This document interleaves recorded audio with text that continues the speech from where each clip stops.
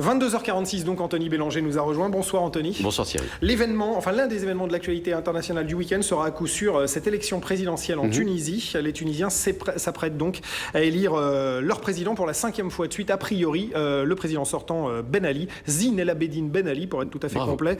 La seule incertitude, en fait, c'est est-ce qu'il va être élu avec 90, 95, 98% des voix. Ouh là là, vous êtes caustique, vous. Ouh là là, vous faites du mauvais esprit, là. Non, c'est pas mon genre. Écoutez, quand l'artisan du changement, c'est son surnom là-bas, c'est pas le génie des Carpates, c'est l'artisan du changement, se présente. Le moins que puisse faire un peuple reconnaissant, c'est au moins lui accorder 90% des suffrages, enfin voyons. Et c'est moi qui suis caustique. D'abord, ensuite 99%, vous étiez modeste. En 94, il a obtenu 99,81%, monsieur Ben Ali. Ah oui. Il cherche encore les 0,19%, vous savez, qui avait osé glisser un bulletin de vote. Et c'était en 94. En 99, petit retour de forme, il a obtenu que 94,49%. Un peu minable. Hein. Ah oui, c'est petit. Oui, donc on est à peu près dans cette épure-là. Pour vous dire, Bourguiba, qui était le président précédent, lui, je crois que c'était de 54 à 74, a obtenu systématiquement plus de 99%. Du coup, vous savez ce qu'il a fait? Il a décidé que, puisque le peuple le voulait absolument tout le temps, il a décidé de changer la Constitution pour faire une présidence à vie. C'est plus simple, plus besoin d'élections. Oui. Et d'ailleurs, si vous voulez bien, on va regarder ensemble la presse du jour. Je vous en ai sélectionné 3 de ces titres assez incroyables. Le premier s'appelle La Presse, justement. Alors regardez bien, donc vous avez évidemment Ben Ali en ouverture.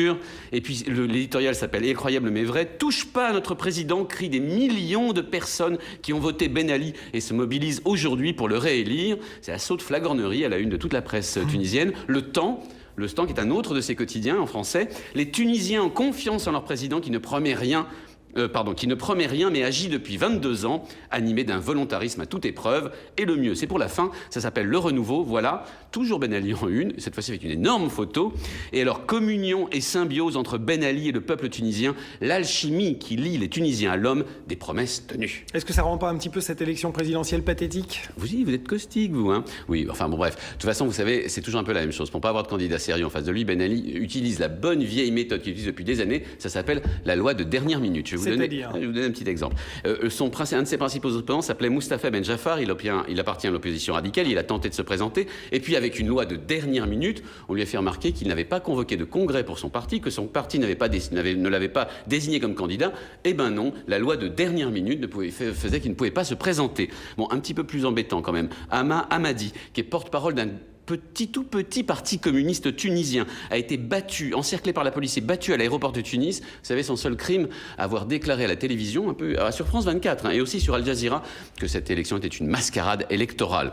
Et puis, alors il y a quand même un peu d'espoir. Il y a un petit peu d'espoir. Il y a un âge limite. Et oui, dans la Constitution prévoit que les présidents ne peuvent pas se présenter au-delà de 75 ans. Ben Ali a 73 ans. Il va donc se présenter une dernière fois. Il le jure, c'est la der des der, à moins qu'on change la Constitution. Et qu'une petite loi de dernière minute vienne changer tout ça. On sait jamais. Cela dit, certains pourront vous répondre, dont certains politiques français, par exemple Éric Raoult sur France Info, aujourd'hui même.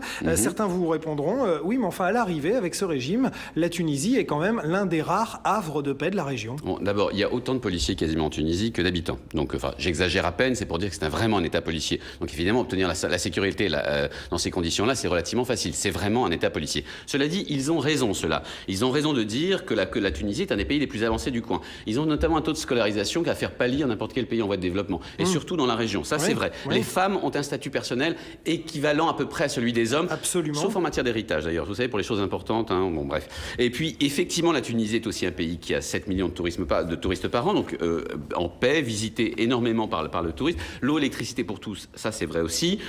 Ou très peu de bidonvilles, ça aussi, c'est vrai. Soins et écoles absolument pour tous, ça aussi, c'est vrai. Mais c'est justement ça qui est rageant. Avec un développement aussi important, avec un taux de développement aussi important, avec surtout une population aussi scolarisée, que justement le pays n'en profite pas. Lui qui a toutes les conditions requises pour aller vers la démocratie, c'est presque désespérant. À moins peut-être, vous savez, qu'une petite loi de dernière minute vienne changer tout ça. Alors ça, c'est moi qui suis caustique. Merci beaucoup, Anthony Bélanger. Je vous souhaite un excellent week-end. Lundi, même endroit, même heure. Dans un instant, Céline Bruno nous rejoindra pour votre longue édition de 23h. Et puisqu'on parle de l'étranger, laissez-moi vous indiquer cette dernière minute qui nous est parvenue il y a quelques instants.